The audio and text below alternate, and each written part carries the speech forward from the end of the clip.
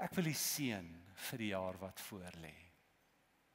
Mag die Here jou seën met sy teenwoordigheid. Daar's nie 'n plek waar jy kan gaan of iets wat jy kan doen sonder hom nie. Hy sal daar wees met jou. Die Here is met jou. Die Here is in jou. Die Here is vir jou. Die Here is daar met al sy insig, ons noem dit sy wysheid. Hy is daar met al sy energie, ons noem dit sy krag, vir jou.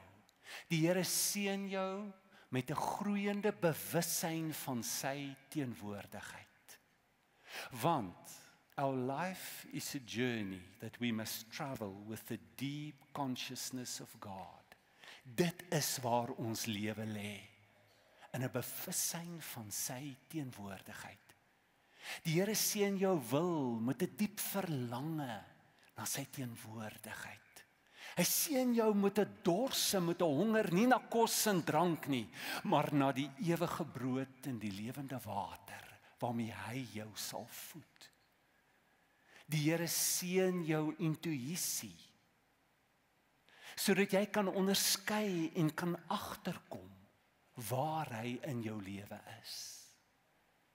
Die Here seën jou geheue, sodat jy met 'n heilige geheueverlies kan leef, en die goed van die verlede wat jy moet vergeet en los, kan vergeet en los. Maar hy seën jou met 'n geheue, sodat jy presies sal kan onthou waar en wanneer en hoe hy jou gehelp het in die lewe.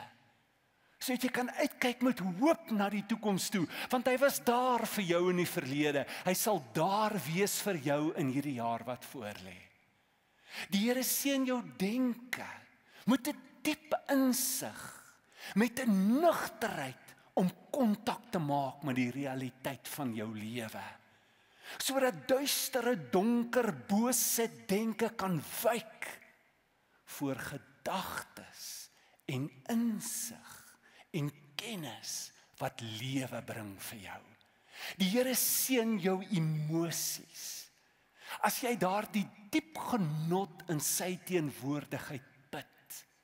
Hy seën jou met vrede, hy seën jou met geluk. Die Here seën jou in al jou verhoudings.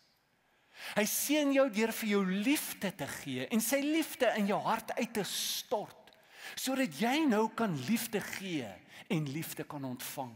Hy seën jou verhouding met jou lewensmaat, hy seën jou verhouding met jou gesin, hy seën jou verhouding met jou vriende, met jou kollegas, met die medeburgers van hierdie land en die wêreld met wie jy die lewe moet deel.